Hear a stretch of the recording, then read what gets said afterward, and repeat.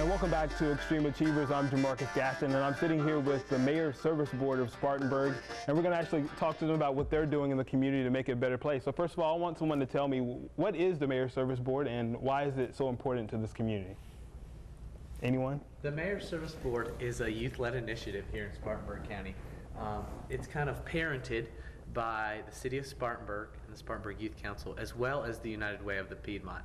And the goal of the Mayor's Service Board is to unite youth from all over the county and motivate them to create change in their community and make a project or projects, whatever they believe needs to change.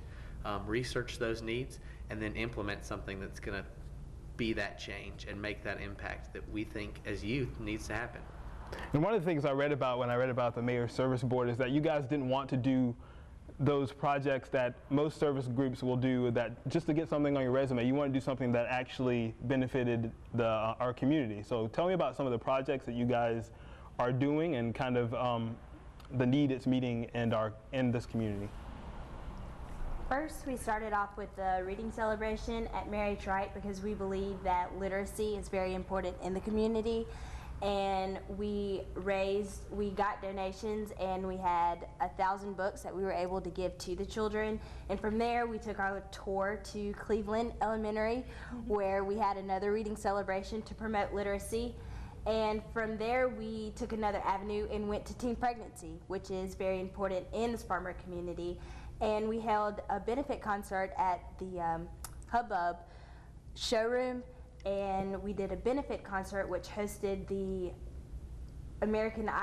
former American Idol contestant, Josh Jones. So why do you guys want to do something like this when you could just be in a service organization that you put on your resume, that you come out once a month and you do something? Why go into the community and do something, you know, like throwing benefit concerts and things like that? Why is it so important to you guys? Well, this is our community, and all of us have grown up here, and you know, we live in our own little worlds and everything, but then when you become educated about the problems going on in your community, I mean, a community should help each other and work together to take care of each other. And once you hear about the problems, for me personally, I know I can't just turn a blind eye on it, and it becomes important to me personally. And with this benefit concert, how was that being with the former American Idol contestant and actually going through the process? I would imagine you guys are getting lots of experience with planning events, and because this is all student-led, right? Mm-hmm. That's one of the cool things that I personally have gotten to see.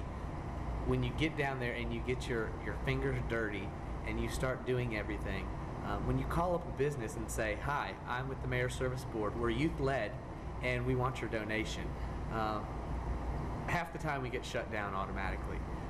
So we get to see, A, how it is for a youth to try and be productive, and B, we get to see where in the community people are responding and giving and throwing in their time and money, and where they're not doing that. Right, and do you think you guys get a bad name as, you know, the youth of America? You know, it's like they're not involved, they're not giving back to the society. Do you think that you guys already have like a bad rap, so you have to work extra hard to make up for that?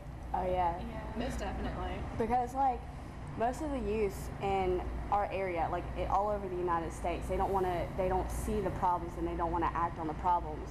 That's the reason we have to work twice as hard to get our donations for when we go to a business and ask them, say, hey, we're a youth-led initiative that we want to do something to change Spartanburg. They're not really going to be into us all that much because they probably had other groups say the same stuff and nothing's happened. Right. We're actually continuing on with our progress, and we're building up a foundation, and we're building up we're building up relationships with everybody, and we really started from scratch, and now we're just building up to become bigger and better, right, to actually do something different in Spartanburg. And working on those relationships and going into schools and different organizations around our community, how has it changed your impression of that community? Have you seen something that you hadn't seen before, or was exposed to something that you didn't know existed until now? I didn't realize the poverty level in Spartanburg County because my school, I've gone to a preparatory school, and I've only seen, I guess you'd say, the finer parts of Spartanburg, and I haven't seen other areas. And when we went to Mary H. Wright and Cleveland Elementary, I got to see how these kids live differently from how other people in Spartanburg live. And it really opened my eyes and made me realize, this is a problem. We need to help these kids. And anybody else want to talk about that same thing? Yeah, I think that's definitely one of the bonuses that comes with this group. You get to learn a lot about your community, and through the research that we've done, we've really been enlightened on a lot of situations that we were just kind of oblivious to up until now. And I mean, we're not just sitting with the information, we're doing something about it. Right. Specifically with teen pregnancy, we found out in 2008 that there were 700 teen pregnancies in Spartanburg County alone. I mean, that number is extremely significant. And I mean, you just wouldn't realize it if you just go to school every day. But I mean, the impact, or the economic impact, just to speak of money, I mean, is astounding. I think it was like $2.3 million in child care for those children, and then in 5 years it's going to be 25 kindergarten classrooms. I mean, that's something that needs to be expressed and needs to have something respond to that.